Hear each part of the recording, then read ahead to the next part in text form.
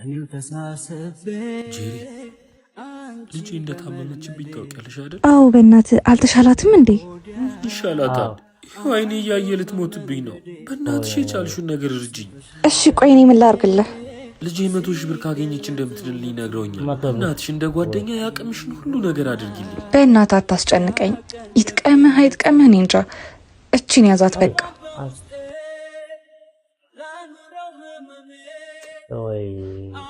እግዚአብሔር ይስጥልኝ።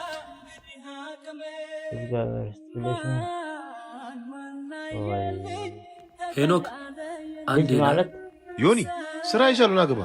ልጅ አይኔ እያየ ልትሞትብኝ ነው። ሰማሁ እኮ ዮኒ፣ በእናትህ ግን ምንም ማድረግ ባለመቻሌ ዝም ያልኩ።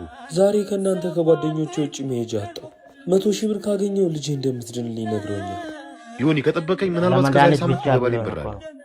1,000 ብር ሰጣለሁ። አመሰግናለሁ። መቼ?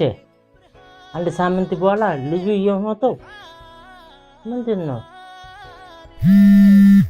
ሄሎ ታታ፣ ገንዘቡን አገኘህልኝ? በጣም አዝናለሁ ዮኒ። አንተም ገንዘቡን አላገኘህልኝ? ዮኒ ልጅ አርፋለች።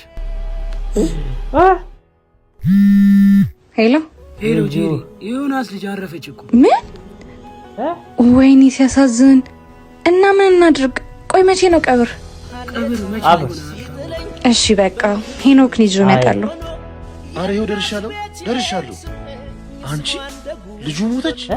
አዎ በእናትህ እስቲ ለሶስት የሆነ ነገር እናርግለት። አረ ደስ ይለኛል። ይጠይቃችሁ ይሰጣሉ። ችግር የለውም። 50 ሺህ ብር አዋጥተን ብንሰጠው ይጠቅመዋል። አረ በቃ ችግር የለውም። እንሂድ። እሺ በቃ ተነስ አንተ። አይዞህ በጣም ሁሉም ነገር እኮ ለበጎ ነው። አይዞሽ ብራዘር፣ አይዞ። ያው ዮኒ ቀድመን ልናገኝ የፈለግነው ቀብር መገኘት ስለማንችል ትንሽ ቢዚ ስለሆነ ያው እንግዲህ ሀዘን ከባድ ነው። ትንሽ እንኳን ከጠቀመ ብለህ ለ350 ሺህ ብር አዋጥተን 50 ሺህ ያው እንግዳ ከሸኛለህ ብለን ነው። 100 አጣችሁ እኮ መጀመሪያ። የቀብሩን ወጪ ሙሉን እኔ እሸፍናለሁ። አኡዝ ብላ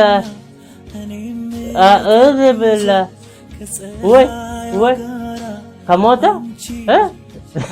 ወይ ጉድ! ይሄ ያለው እውነት እኮ ነው። መሬት ላይ ያለው እውነት እኮ ነው።